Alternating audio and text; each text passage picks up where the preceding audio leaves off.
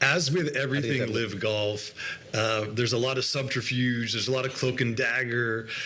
No one knows anything, to quote William Goldman talking about Hollywood. They have an investor. They wouldn't say who it was. News broke that it's BC Partners. They are aligned with this sports management agency called GSE Worldwide, which has funneled a bunch of top players to LIV Golf, including Bryson DeChambeau. So this makes sense, but the framework of the deal is obscured. They have a term sheet, they have it shared.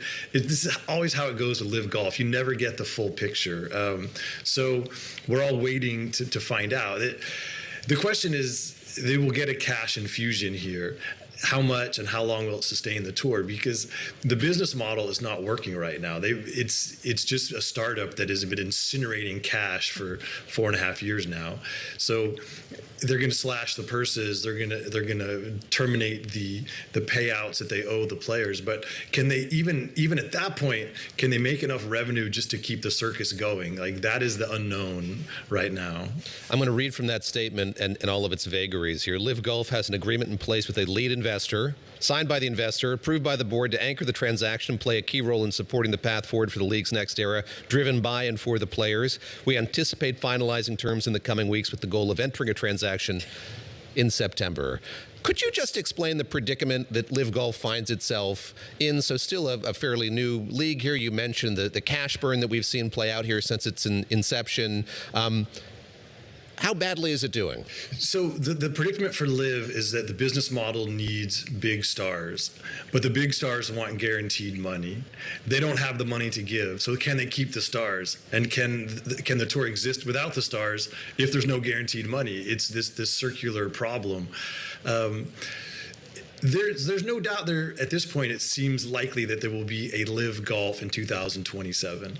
It's the era of decadence is over. Like, these guys are no longer going to be living like Louis XIV. It's going to be a nice little golf tour with smallish purses, with a very small footprint, playing 10 events. As a game-changing, disruptive force, like, those days are over.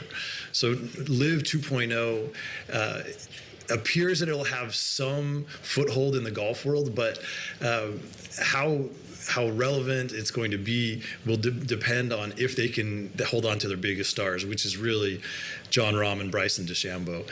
And they're offering them equity in this new league to stay, but cash is king, and whether these guys want to, in the primes of their careers, want to pledge themselves to a B-list circuit where there's no guaranteed payout, that is a big ask of players who have, a finite amount of time to make their hay as professional athletes. So there's so many questions. I think we can say that there will be a LIV Golf in 2027, but what it's going to look like, who's going to play it, and if anyone's going to pay attention, those are the big questions. And who is watching it? Because I will admit, I'm not the biggest golf fan. You're not. Shush. I will confirm. Shush. Confirm that. But it just didn't seem like there was really a need for this to be disrupted. No one was asking for this. No one was clamoring for this. And when you look at the ratings, I mean, the PGA Tour's audience on an average day is 17.78 times larger than LIV's final round when it comes to TV audiences. What was the goal here? Well, it was an exercise in soft power by the Kingdom of Saudi Arabia. LIV was never really about golf. It was about sports washing. It was about a regime that wanted to launder its reputation and wanted a foothold in the Western world, and golf was a useful vehicle for that. And that is the starting and the ending point of what LIV Golf has been. Everything else is just noise. Now, with the Saudi Public Investment Fund divesting, now LIV has to stand on its own just as pure competition, and that's where, as you know, they've struggled. When LIV has played international tournaments, they've done pretty well. When they go to Australia or South Africa or Korea, they've been cagey about picking markets that have not had big time golf. And when they take the show on the road, they have created some energy in those markets, and they have had good turnouts from the fans, and they've created some positive buzz. but they're looking at playing 5 international events and 5 domestic next year. The tournaments in the U.S. have been utter disasters because, as you say, the sports fans in the United States were not clamoring for another golf league. They barely support the PGA Tour, which is a proud American institution that's been around since more or less the 1920s. And so for LIV to try and play half its schedule in the U.S. to me seems like a miss. They should go completely international, and then they have a chance to succeed. But the BC Partners is based in the U.S., and so the people who are putting the money in, they want to have some tournaments here. So it's just a struggle for LIV Golf.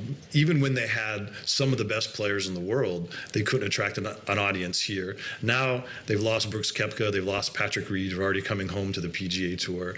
There's a good chance to lose more players next year. So that is the ultimate question. For LIV to succeed as a standalone entity without the endless cash infusions of the Public Investment Fund, it has to generate interest among fans. And that's been an uphill battle from day one.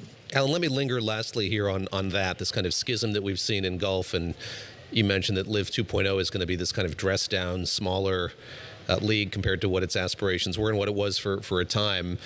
I imagine the PGA Tour is feeling pretty good about this, and I'm wondering, just in terms of competition here, where there is any whatsoever. I mean, the case before was, as you mentioned, players could go to LIV and make a lot more money. If this is a slimmed-down version of what they'd aspired to be or were, how do they make that case to players? Is it just inevitably going to lead to more defections, do you think? Yeah, there is room for LIV Golf. I mean, 4 years ago, before LIV Golf arrived, there were only 4 events on the PGA Tour where the purse was bigger than $10 million. Like, $10 million used to be an incredible purse, and that's kind of what LIV is targeting for next year. So it could be the second or third best tour in golf, potentially. But the problem is, because of this battle for the soul of the sport, and LIV has been somewhat radioactive, there are not pathways of movement. In professional golf, it's much like baseball. There's the big leagues, there's AAA, there's AA. And so you play in Asia, then you play in Europe, then you come to the PGA Tour. That's the dream if you're a young, aspiring player. And LIV is frozen out of that system now. So you can go and play these tournaments, but you're not going to have the ability to upgrade and to move freely. And that's really its problem.